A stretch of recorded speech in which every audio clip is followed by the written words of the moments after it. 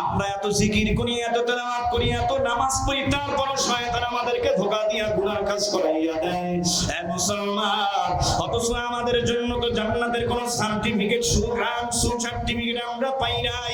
জান্নাতের সার্টিফিকেট পাওয়ার পরেও, জান্নাতের সার্টিফিকেট ধারী হওয়ার পরও ওই আশারায়ে মুবাশশিরাত 10 জন সাহাবীর নাম্বার 1 সাহাবী হযরত আবু বকর। এ মুসলমান ইমানদার,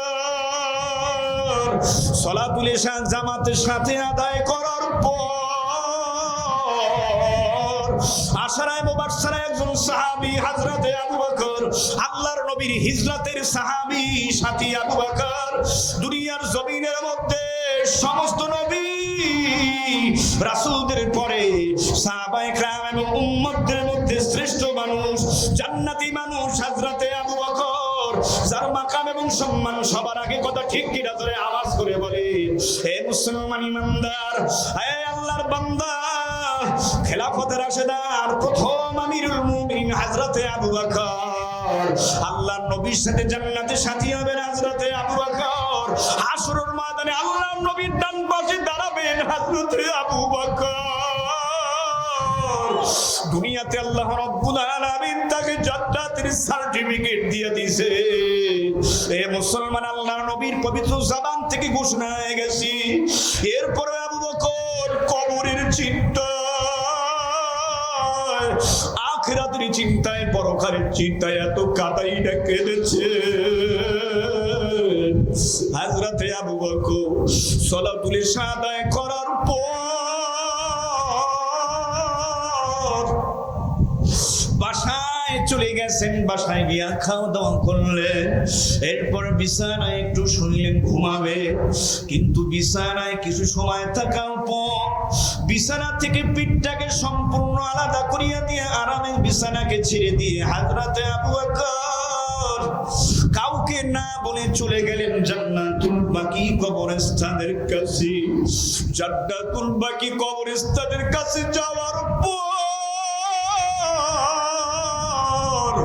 হযরত আবু বকর 2 হাত উপরের দিকে উঠাইয়া চোখের পানির সাইরা দিয়া জোরে জোরে কান্না করে ডাক দিয়া বলেন, ও দয়ার মালিক, আমি আবু বকর, আল্লাহ যদি তোমার পাগল না হয়ে কবরে গিয়ে ঘুমাই, যদি আল্লাহ আপনি আমার উপরে বেজার হয়ে যান, আপনি যদি আমার উপরে গোসা হয়ে যান, আমি যদি এই আমিরুল মুমিনিনের দায়িত্ব পালন করার সময় যদি আমার কোনো অবহেলা হয়ে যায়, যদি হাসরের ময়দানে কোনো জনগণ, কোনো মানুষ যদি আমি আবু বকরের বিরুদ্ধে আল্লাহ তোমার আদালতে মামলা দায়ের করে অভিযোগ করে, আমি আবু বকর একটা কদম সামনে কেমনে দিব মালিক? আর যদি আমার কবরে জাহান্নামের আগুন লেগে যায়, আমি আবু বকরের কবরে যদি জাহান্নামের 99টা সাপ জমা হয়ে যায়, আমি আবু বকর ওই জাহান্নামে 99টা সাপের কামড় কেমনে সহ্য করব মালিক?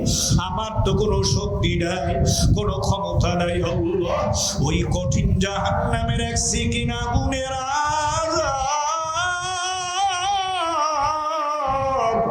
আমি আবু বকরের সহ্য করার ক্ষমতা নাই রে মালিক, নাই।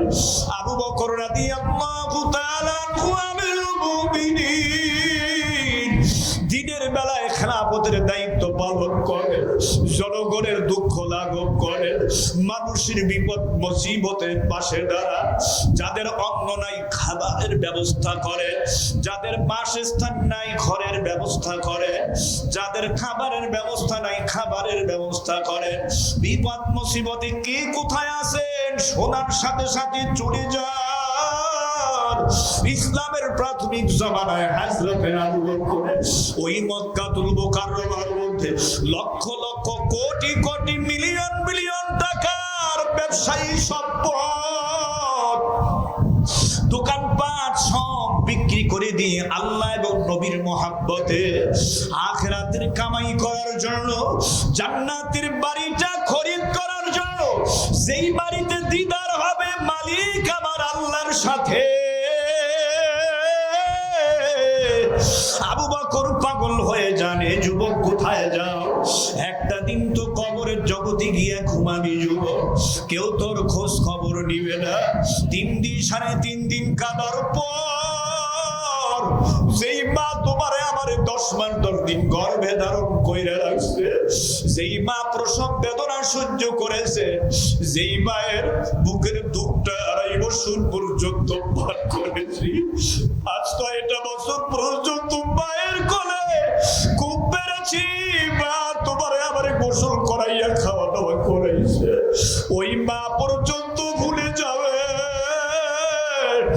যেই বাবা মাথার ঘাম পায়ে ফালায়া বৃষ্টি রোদ বন্যা সব উপেক্ষা করে তোমার আমার মুখে হাসি ফুটাবার জন্য, তোমাকে আমাকে ভালো খাওয়া ভালো পড়াবার জন্য কত কষ্ট করেছে, ওই মায়ার বাবাও ভুলে যাবে একদিন, তোমাকে আমাকে সবাই ভুলে যাবে। এই আল্লাহর বান্দা ওই মালিকের মোহাব্বত নিয়ে যদি চলতে পারো, ওই মালিকের হুকুম যদি মানো যুবক, যদি 5 ওয়াক্ত নামাজ পড়ো, নামাজ তোরে আমারে কবরে ভুলবে না, ওই মালিক কবরে ভুলবে না। মালিক অর্ডার করবেন এই যুবকের কবরে জাহান্নামের আগুন লাগাবি না, ফেরেশতারা কাপড়ের কাপড়টা খুইলা জান্নাতের পোশাক পরাইয়া দে। ফাফরিসু ফিল জান্নাহ ওয়ালবিসু ফিল জান্নাহ, ওই মালিকের মহব্বত অন্তরে ঢুকাও। ওই মালিকের মহব্বত যুবক কোনদিন অন্তরে আসবে না যতক্ষণ পর্যন্ত কুনু মা'আস সাদিকিন, এই আহলে হক উলামায়ে কেরাম আল্লাহওয়ালা বুজুর্গ পীর মাশায়েখদের সোহবত না পাইবা, মালিকের পরিচয় পাবা না, মালিকের মহব্বত অন্তরে ঢুকবে না। আল্লাহ আপনি সবাইকে মাফ করে কবুল করবেন, জোরে জোরে আমিন। হে মুসলমান, আবু বকর রাদিয়াল্লাহু তাআলা হাউ করে বাচ্চাদের মতো কাঁদে। প্রতিবেশী এলাকার সব মানুষদের ঘর বাড়ি, যাদের জান্নাতুল বাকি কবরস্থানের পাশে যাদের বাড়ি, সবার ঘুম ভেঙে যায়। কে কে রাতের গভীরে এভাবে অস্থির হইয়া চোখের পানি ছেড়ে দিয়ে কে করুণ সুরে কান্না করতেছে, কেউ হাউমাউ করে বাচ্চাদের মতো কাঁদে। ওই জান্নাতুল বাকি কবরস্থানের প্রতিবেশী সবাই দৌড়ে কবরস্থানের কাছে চলে যায়। সবাই তাকায়া দেখে, তো আর কেউ না, এ তো আমাদের আমিরুল মুমিনিন হযরতে আবু বকর।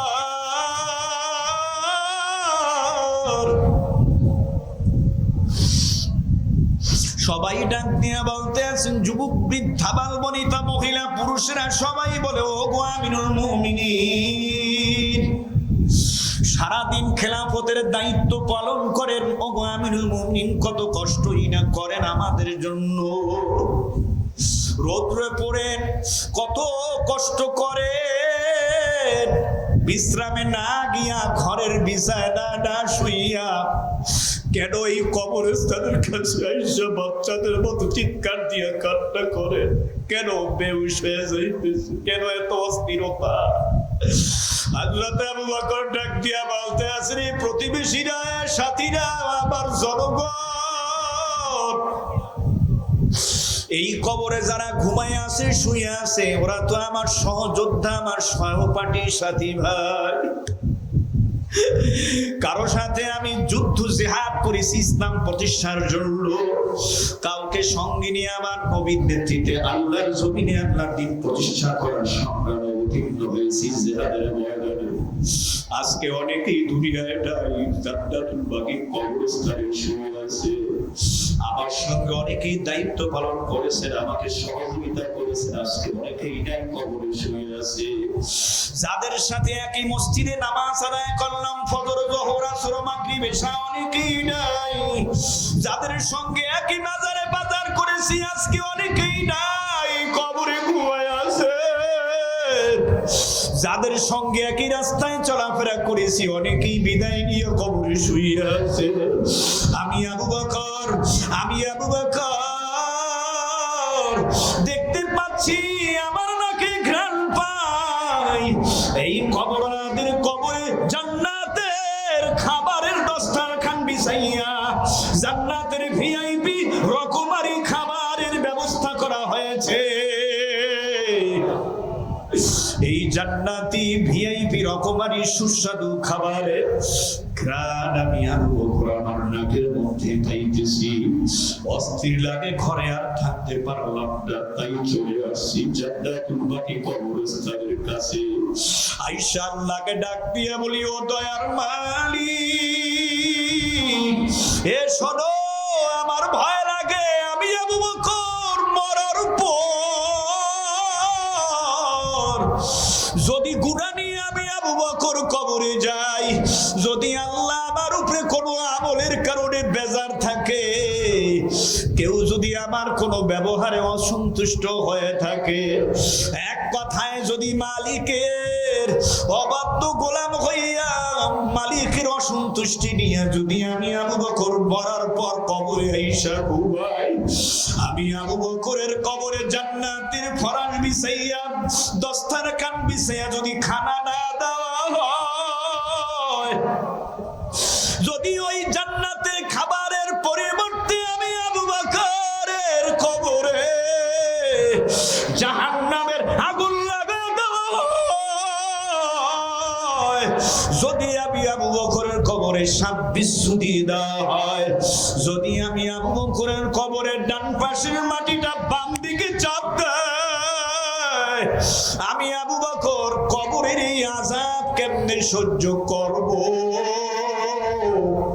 আমি দুনিয়ার ক্ষমতার জন্য আবু বকর কাঁদি না, আরামায়েশের জন্য কাঁদি না, বিবি সন্তানের মায়ায় কাঁদি না, আমি কাঁদতেছি কবরের আযাবের ভয়ে। চোখে যদি পানি না আসে, মুসল্লিরা, যুবকেরা, এ রাজাখালীর এলাকার মুসলমান, দুই ফোঁটা জোর করে চোখের পানি ফালাইয়া দিয়া মালিকের দরবারে একটু কান্না করে আর ডাক দিয়া বলেন, আল্লাহ। তাকায়া দেখলাম আমার হাত দুইটা গুনাহের ধুলাবালি দিয়া ভরা, গুনাহের কারণে আমার জিহ্বা না পাক, জবান না পাক, চক্ষু না পাক। আল্লাহ, সারা শরীরটা আমার তো 3.5 হাত বডিটা গুনাহের ধুলাবালি দিয়ে মিশ্রিত ভরা।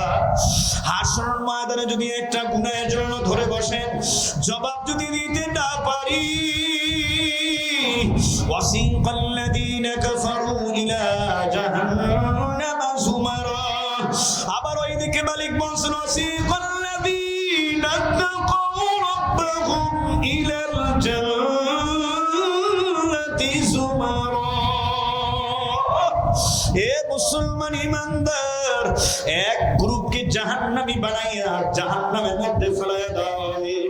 এক গ্রুপ যাবে জাহান্নামে, আরেক গ্রুপ যারা দিনদার, পরহেজগার, মাওলার পাগল, নামাজি, মুত্তাকিন, আল্লাহর ভয় নিয়ে, আল্লাহর মহব্বত ভয় নিয়ে যারা আবু বকরের মতো কদম সামনে দেয়, তাদেরকে কিয়ামতের ময়দানে অভ্যর্থনা জানাইয়া, মারহাবা, স্বাগতম জানাইয়া, বিনা হিসাবে আমার মাওলার জান্নাতে মেহমান বানায় দেওয়া হবে।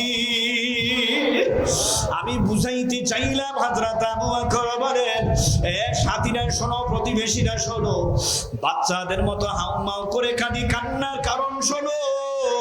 যেই মালিক আমারে খুশি হইয়া পয়গম্বর নবীর মাধ্যমে জান্নাতের সার্টিফিকেটটা আমাকে দিলেন, আবার ওই মালিক যদি বেজার হয়ে যায়, ওই সার্টিফিকেটটা, জান্নাতের সার্টিফিকেটটা নিয়েও নিতে পারে।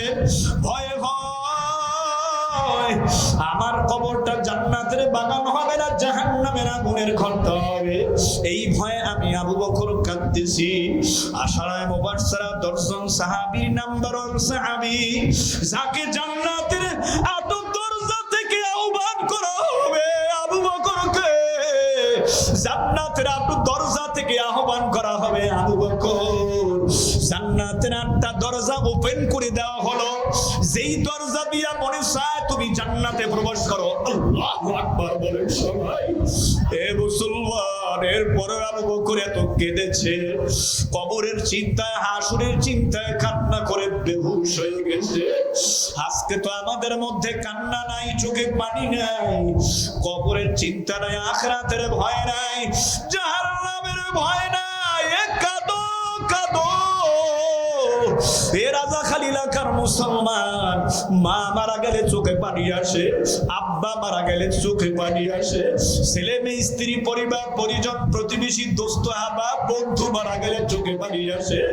আবার শায়েখুনা মুর্শিদুনা কুতুবুল আলম ওই শায়েখ ফজলুল করিম পীর সাহেব চরমায় রহমাতুল্লাহ আলাইহি আল্লাহর ওলি বলতেন, রে বাবা,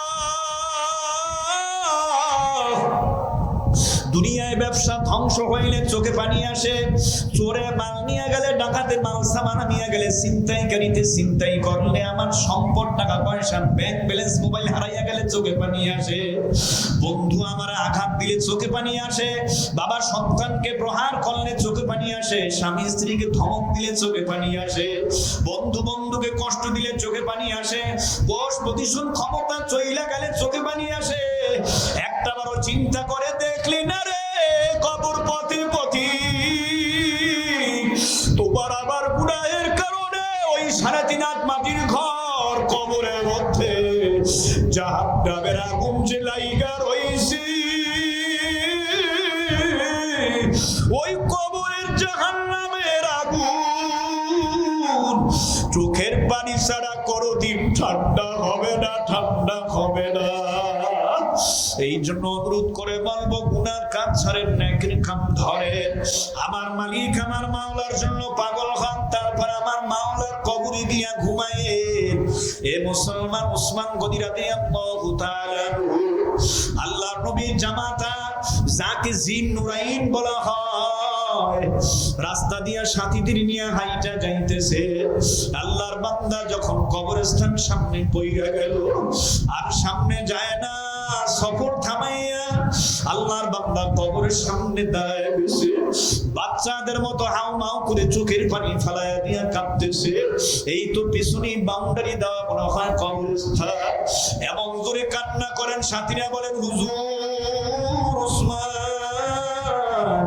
সারা রাস্তায় এত খোশ লাহানে চললে, এত হাসি খুশি থাকলেন, এত সুন্দর ভাবে খোশ মেজাজে কথা বলছেন, কিছু দূর আসার পর যখন কবরস্থান দেখলেন, সাথে সাথে দাঁড়ায় গেছে, থমকে গেছে, নীরব নিস্তব্ধ, দুনিয়ার কোনো কথাবার্তা নাই, বাচ্চাদের মতো চোখের পানি ফালা দিয়া গাও মাও করে কাঁদতে কাঁদতে তো দাড়ি ভিজায়া ফালাইছেন, দাড়ি থেকে পানি পয়রা বক্ষ বরং ভিজে যায়। এত কেন কাঁদেন, কান্নার কারণটা কি? উসমান রাদিয়াল্লাহু তাআলা বলেন, সাথীরা, দুনিয়া থেকে মরার পর, এই আলমে দুনিয়া থেকে বিদায় নেওয়ার পর, দুনিয়ার সফর খতম হওয়ার পর, প্রথম স্টেপ ঘাটি হইল কবর। এই কবরে যাওয়ার পর যাদের সাথে কবর ভালো ব্যবহার করবে, সব ঘাটিতে নাজাত পাইয়া আল্লাহর বান্দা জান্নাতে মেহমান হয়ে যাবে। কিন্তু মরার পর যদি এই কবরে কাউকে রাখার পর কবর যদি ভালো ব্যবহার না করে, তবে শোনো না ফারমান বদমাইশ বেনামাজির কবরের ডান পাশের মাটি বাম দিকে এমন জোরে চাপ মারবি, চাপের চোটে ডান পাশের পাঁজরের হাড্ডিগুলি সব মটমট মটমট করে ভেঙে মিসমার হইয়া বাম সাইডে পৌঁছায় আসবে। নাফরমান, সুদখোর, ঘুষখোর, বেনামাজি, বেপরদার কবরের বাম পাশের মাটি ডান দিকে এমন জোরে চাপ মারবি, চাপের চোটে বাম পাশের পাঁজরের হাড্ডিগুলি সব মটমট মটমট করে ভেঙে মিসমার হইয়া ডাইন সাইডে পৌঁছায় আসবে। আর জাহান্নামের আগুন কবরে লাগায়া দেওয়া হবে, নাফরমান বদমাইশ বেনামাজির কবরে জাহান্নামের আগুন লাগায়া দেওয়া হবে। আল্লাহর নবী বলেন, ও সাহাবায়ে কেরাম শোনো, দুনিয়ার আগুনের চেয়ে 70 গুণ তেজ হবে জাহান্নামের আগুন। 1 সেকেন্ড জাহান্নামের আগুনের আযাব সহ্য করার ক্ষমতা কিন্তু মুসলমান তোমার আমার কারো নাই। উসমান রাদিয়াল্লাহু তাআলা এই জন্য কবরের পাশে যাইয়া বাচ্চাদের মতো হাওমাও করে কাঁদলেন। এই আল্লাহর বান্দা, তিনিও তো আশারায়ে মুবাশশারাত আল্লাহর বান্দা, চতুর্থ নাম্বার সাহাবী। আর আখিরাতের ভয়ে, কবরের ভয়ে যদি এত কাঁদাই না কাঁদতে পারে, সেই তুলনায় আপনার আমার কান্না তত কম। সারাদিন দুনিয়ার বিলাসিতা, দুনিয়ার মহাব্বত নিয়ে চলতেছি, আখিরাতের কোনো ফিকির নাই, কবরের চিন্তা নাই। আল্লাহ পাকের বান্দারা, মুমিন মুসলমান বলতে সবারই মনে চায় গুনাহ থেকে তওবা কইরা চোখে পানি দিয়া নেক আমলের পুঁজি নিয়া মাওলার কবরে যাইতে সবারই মনে চায়। কথা ঠিক না? ঠিক তো বলবো।